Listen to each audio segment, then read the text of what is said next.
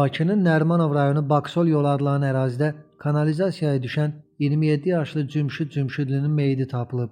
Doğru Xəbər Azərbaycanın məlumatına görə Hövsan qəsəbəsində kanalizasiya kollektorunda naməlum kişi meyidi tapılıb.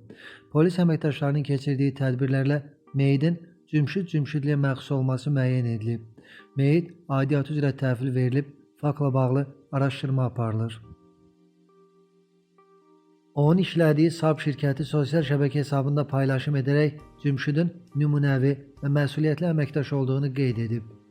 Dərin hüznlə bildiririk ki, əməkdaşımız Cümşüd Cümşüdlü faciəvi şəkildə vəfat edib. Onun vaxtsız itkisi bizi dərindən sarsıtdı.